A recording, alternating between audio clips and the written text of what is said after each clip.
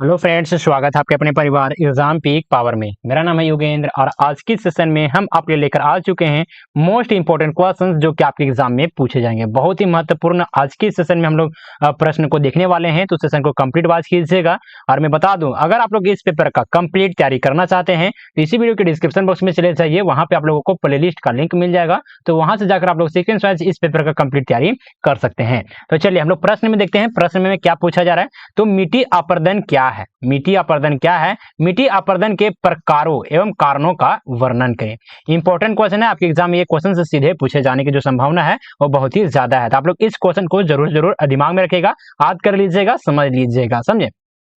तो चलिए देखिए, इसका उत्तर यहाँ से स्टार्ट हो जाता है। और उत्तर बताने से पहले आप लोगों से एक छोटी सी रिक्वेस्ट है कि अभी तक आप लोग इस सेशन को लाइक नहीं किए हैं तो पहले तो आप लोग इस सेशन को लाइक करें, अपने दोस्तों के साथ, अपने क्लासमेट के साथ सेशन को शेयर करें, साथ ही साथ चैनल को सब्सक्राइब करके बेल आइकन को ऑल पर प्रेस कर लें, ताकि आने वाली जितनी भी सारी वीडियोज हो, क्लासेस हो, सबसे पहले आप लोगों को नोटिफिकेशन के माध्यम से प्राप्त हो सके, समझे।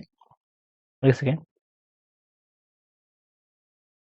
चलिए तो आ जाते हैं हम लोग उत्तर में क्या लिखेंगे। और आप लोग प्रयास कीजिएगा एटलीस्ट कि जिस प्रकार से इस पीडीएफ में पॉइंट बना बना कर लिखा गया है उसी प्रकार से अपने आंसर शीट में भी पॉइंट बना बना कर ही लिखिएगा, ताकि जो आपका नंबर कटने का संभावना है वो बिल्कुल भी ना रहे, समझे। तो चलिए हम लोग लिखेंगे क्या, तो मिट्टी अपर्दन। मिट्टी अपर्दन का सबसे पहले क्या देखेंगे, तो परिचय देखेंगे, देखेंगे इंट्रोडक्शन को देखेंगे। मिट्टी अपर्दन, मिट्टी अपर्दन जिसको इंग्लिश में क्या कहते हैं, तो सोइल इरोशन, वह प्रक्रिया है जिसमें मिट्टी की उपजाऊ परत यानी कि टॉप सोइल विभिन्न प्राकृतिक और मानव जनित कारकों के कारण हट जाती है।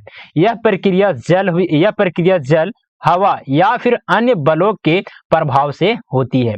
देखिए, कहने का मतलब है कि मिट्टी अपर्दन कब होती है। मिट्टी अपर्दन वह प्रक्रिया होती है जब जो मिट्टी का जो उपजाऊ परत होता है, जो ऊपरी परत होता है, वो किसी भी कारक के माध्यम से जो हट जाने की प्रक्रिया को ही क्या कहा जाता है, तो मिट्टी अपर्दन कारण, मिट्टी अपर्दन ही कहा जाता है। कौन कौन से कारण से ही जो टॉप का जो सोयल होता है, जो उपजाऊ मृदा होता है, हट जाता है। तो कारक हम लोग लिखेंगे क्या, तो मानव जनित प्राकृतिक, विभिन्न प्रकार के प्राकृतिक भी आपदाएं के कारण हट जाता है, जिसमें बाढ़ बाढ़ हो गया, समझे ना। साथ ही साथ मानव जनित कारकों के कारण भी हट जाती है।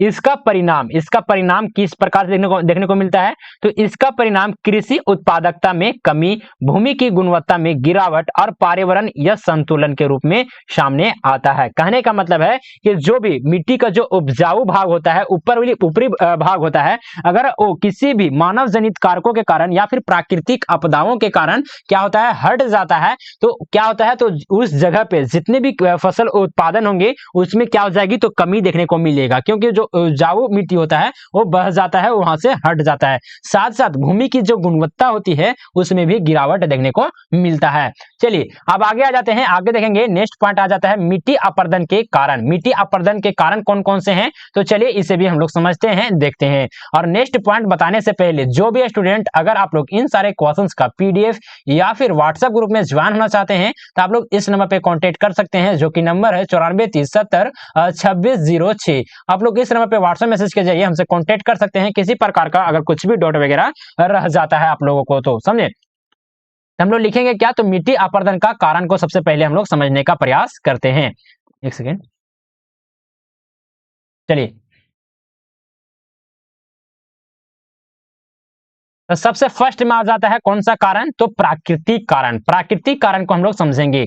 वर्षा और बहती पानी, भारी वर्षा के कारण पानी मिट्टी की उपजाऊ परत को बहा ले जाती है। कहने का मतलब है कि जब बहुत ही ज्यादा वर्षा होता है, पानी जब गिरता है बहुत ही ज्यादा, तो जो मिट्टी का जो ऊपरी भाग होता है, जो उपजाऊ भाग होता है ना, जो उपजाऊ परत होता है, वो क्या करता है, तो पानी के साथ ही साथ क्या हो जाता है, तो बह जाता है, समझे ना। तो ये भी हो जाता है। नेक्स्ट में आ जाता है तेज हवा। तेज हवा किस प्रकार से, तो रेगिस्तानी और शुष्क क्षेत्रों में तेज हवा मिट्टी को क्या करता है, तो उखाड़ कर अन्य स्थानों पर जमा कर देती है।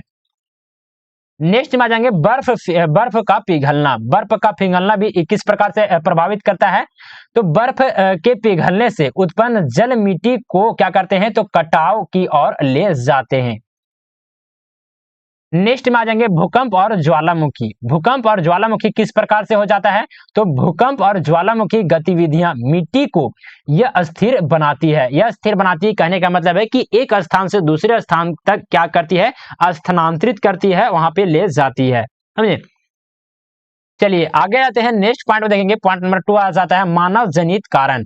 मानव जनित कारण कौन कौन से ऐसे मानव जनित कारण है जिसके कारण से जो कि मृदा अपरदन देखने को मिलता है?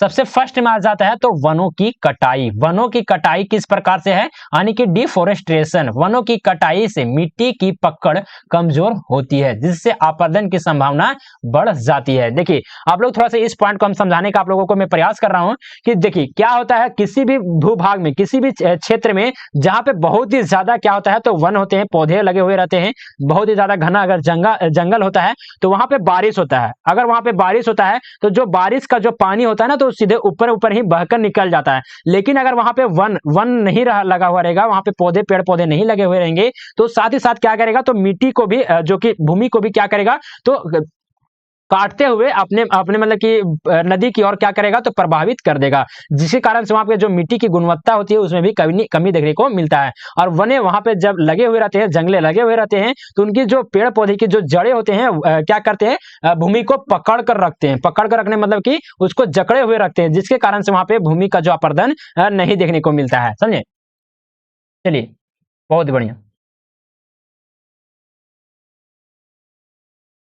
आगे आ जाते हैं, नेक्स्ट में देखेंगे क्या तो अत्यधिक चराई। अत्यधिक चराई कहने का मतलब है कि पशुओं द्वारा अत्यधिक चराई मिट्टी को ढीला और यह सुरक्षित बनाती है। कहने का मतलब है कि जिस भी स्थान पे ज्यादा क्या रहेंगे तो घास रहते हैं या फिर किसी प्रकार के वहां पे वनस्पति अगर पाए जाएंगे तो यहाँ पे क्या होता है तो जितनी भी चराहे होते हैं, मतलब कि जितने भी पशु आएंगे अगर यहाँ पे इस वनस्पति की या फिर घास को यहाँ पे खत्म कर देंगे, चर लेंगे, तो फिर क्या होता है यहाँ पे पानी जब गिरता है ना, पानी गिरता है तो ये जो यहाँ पे ऊपरी जो परत होता है भूमि का जो ऊपरी परत होता है इसको भी साथ ही साथ क्या करता है तो बहा देता है, ले जाए मतलब कि लेते चल जाता है नदी की ओर। समझे ना?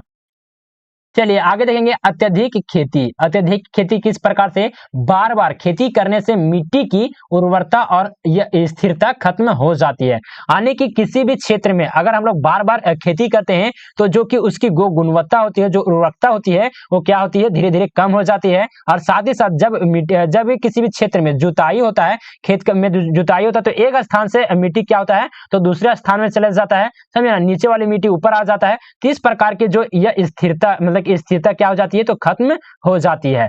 आगे आ जाते हैं, नेक्स्ट में देखेंगे क्या तो खनन और निर्माण। खनन और निर्माण किस प्रकार से होता है? तो खनन और बड़े पैमाने पर निर्माण कार्य मिट्टी को क्या करते हैं तो यह अस्थिर कर देते हैं।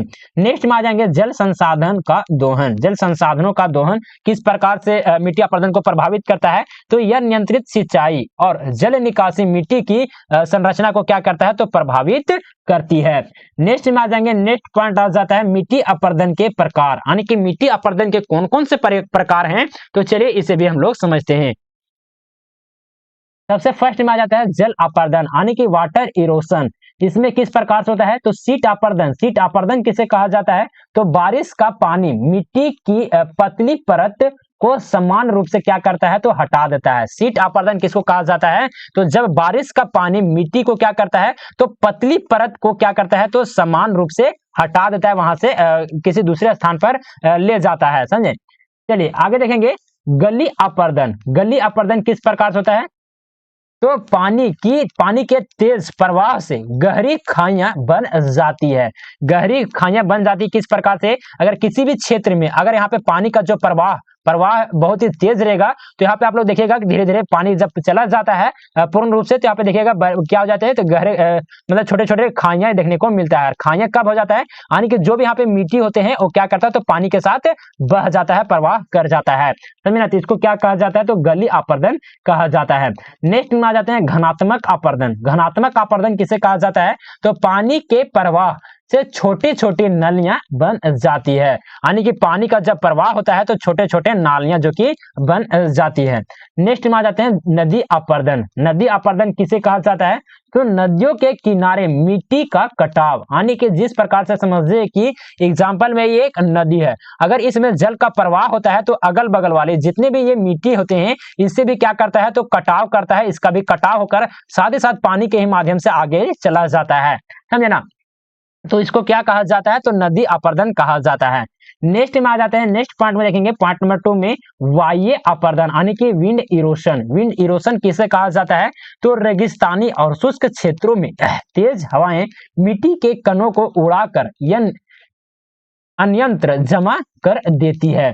आगे देखेंगे नेक्स्ट पॉइंट में आ जाता है हिम अपर्दन। हिम अपर्दन किसे कहा जाता है? तो ग्लेशियरों के खिसकने से मिट्टी और चट्टानें क्या होती है? तो हटती है।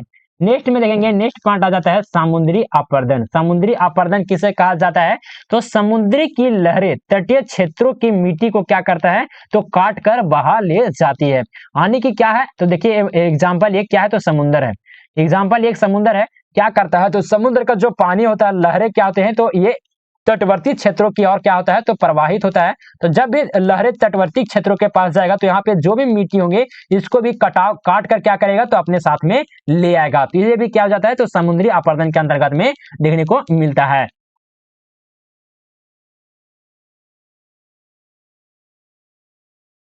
चलिए नेक्स्ट में आ जाते हैं मिट्टी अपर्दन के प्रभाव, यानी कि जब मिट्टी अपर्दन होते हैं तो इससे हमें क्या क्या प्रभाव देखने को मिलते हैं, इसके कौन कौन से प्रभाव हैं, तो चलिए इसे भी हम लोग समझते हैं, देखते हैं।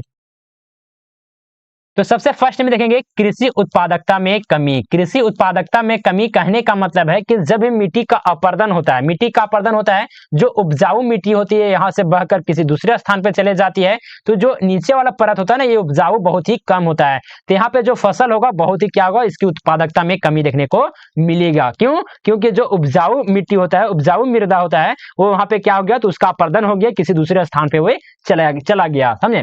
नेक्स्ट में आ जाते हैं जल स्रोतों में गाद जमा होना। नेक्स्ट में आ जाते हैं बाढ़ और सूखे की संभावना बढ़ना। बाढ़ और सूखे की संभावना भी क्या होता है? तो बढ़ सकता है मिट्टी अपर्दन के ही कारण से। नेक्स्ट में आ जाता है जैव विविधता और पारिस्थितिकी तंत्र का नुकसान, यानी कि साथ ही साथ जो मिट्टी अपर्दन होता है तो साथ ही साथ जैव विविधता और पारिस्थितिकी तंत्र को भी क्या करता है? तो नुकसान पहुंचाता है। चलिए अब आ जाते हैं मिट्टी अपर्दन की रोकथाम, यानी कि मिट्टी अपर्दन को किन किन कारणों के मतलब किन किन तरीकों से हम क्या कर सकते हैं? रोक सकते हैं। तो चलिए इसे भी हम लोग देखते हैं, समझते हैं।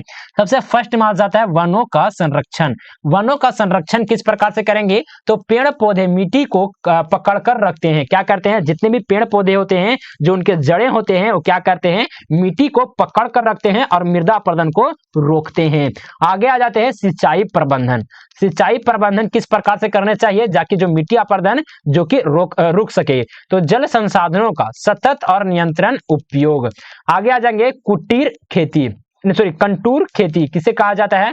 तो ढाल वाले भूमि पर खेतों को सीढ़ी नुमा बनाकर, किस प्रकार से? तो सीढ़ी नुमा बनाकर आप लोग यहाँ पे खेती कर सकते हैं। देखिए जैसे में ये ढाल वाला क्षेत्र हो जाता है, ढलान की भूमि यहाँ पे, तो हम लोग अगर यहाँ पे खेती करते हैं या फिर जुताई करते हैं तो यहाँ पे क्या हो जाता है? तो बहुत ही ज्यादा मिट्टी का अपर्दन होगा, समझे ना। यहाँ पे अगर बारिश होगा तो बहुत ही ज्यादा यहाँ पे मिट्टी का अपर्दन होगा। लेकिन वही अगर हम लोग खेती सीढ़ी नुमा इस तरह बना के करते हैं तो यहाँ पे मिट्टी का अपर्दन भी जो कि क्या होगा? तो बहुत ही ज्यादा कम होगा। साथ ही साथ आप लोग अच्छे तरीके से यहाँ पे खेती भी कर सकते हैं, हमें ना। इसका उत्पादकता भी इससे कई गुना इसमें ज्यादा देखने को मिलता है। नेक्स्ट में आते हैं अत्यधिक चराई पर रोक, यानी कि क्या करना चाहिए? तो जितने भी पशुपालन को क्या करना चाहिए? तो संतुलन करना चाहिए। कहने का मतलब है कि बहुत ही ज्यादा चराई नहीं करना चाहिए। कहने का मतलब है कि जिस भी स्थान पे जहाँ पे जो कि मिट्टी की गुणवत्ता अच्छी है, वहां पे जितने भी घास वगैरह हैं या फिर पेड़ पौधे हैं, उसको क्या करना चाहिए? तो पशुओं के द्वारा उसको चराना नहीं चाहिए।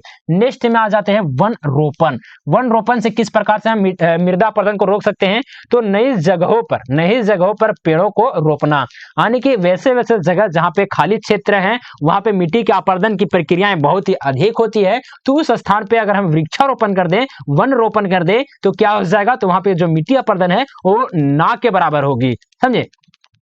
तो चलिए आ जाते हैं इस क्वेश्चन का निष्कर्ष, और निष्कर्ष मोस्ट इंपोर्टेंट पॉइंट हो जाता है, तो आप लोग निष्कर्ष लिखना बिल्कुल भी मत भूलिएगा, समझे ना। और निष्कर्ष बताने से पहले आप लोगों से एक छोटी सी रिक्वेस्ट है कि अभी तक आप लोग इस सेशन को लाइक नहीं किए हैं तो पहले तो आप लोग इस सेशन को लाइक करें, अपने दोस्तों के साथ, अपने क्लासमेट के साथ सेशन को शेयर करें, साथ ही साथ चैनल को सब्सक्राइब करके बेल आइकन को ऑल पर प्रेस कर लें, ताकि आने वाली जितनी भी सारी वीडियोज हो, क्लासेस हो, सबसे पहले आप लोगों को नोटिफिकेशन के माध्यम से प्राप्त हो सके। साथ ही साथ जो भी स्टूडेंट पीडीएफ या फिर व्हाट्सएप ग्रुप में ज्वाइन होना चाहते हैं तो आप लोग इस नंबर पे कांटेक्ट कर सकते हैं, जो कि नंबर है 94372606। आप लोग इस नंबर पे व्हाट्सएप मैसेज के जरिए हमसे कांटेक्ट कर सकते हैं, किसी प्रकार का अगर कुछ भी डाउट वगैरह आप लोगों को रह जाता है। साथ ही साथ अगर आप लोग इस पेपर का कंप्लीट नोट्स चाहते हैं तो आप लोग इस नंबर पे कांटेक्ट कीजिए, आप लोग को फुल सपोर्ट किया जाएगा, समझे। तो चलिए निष्कर्ष में क्या लिखेंगे, तो मिट्टी अपरदन एक गंभीर पर्यावरणीय समस्या है जो भूमि की उर्वरता और जलवायु संतुलित को क्या करता है, तो प्रभावित करती है। इसके रोकथाम के लिए सतत खेती, वनों का संरक्षण और वैज्ञानिक तकनीकों का उपयोग आवश्यक है। यदि समय पर कदम नहीं उठाए गए तो इसके परिणाम स्वरूप भविष्य में खाद्य संकट और पर्यावरणीय यह संतुलन जैसी समस्याएं उत्पन्न हो सकती है। तो चलिए आप लोग को ये सेशन कैसा लगा, प्लीज आप लोग हमें कमेंट के माध्यम से अपना फीडबैक जरूर दीजिएगा, अपना फीडबैक देना बिल्कुल भी मत भूलिएगा। और यहाँ पे देखिए बहुत सारा जो कि कंटेंट इसी पेपर का तैयार कर लिया गया है, इससे पहले भी लगभग 5 से 6 क्लास अपलोड कर दिए गए थे और इसके बाद भी लगभग 10 क्लास और अपलोड किया जाएंगे। तो अगर आप लोग सीक्वेंस वाइज इस पेपर का कंप्लीट तैयारी करना चाहते हैं तो आप लोग इसी वीडियो के डिस्क्रिप्शन बॉक्स में चले जाइए, वहां पे आप लोगों को प्लेलिस्ट का लिंक मिल जाएगा, तो वहां से जाकर आप लोग सीक्वेंस वाइज इस पेपर का कंप्लीट तैयारी कर सकते हैं। तो चलिए सेशन को यहीं पर एंड अप करते हैं, मिलता है आप लोग से अगले सेशन में, तब तक के लिए जय हिंद, वंदे मातरम।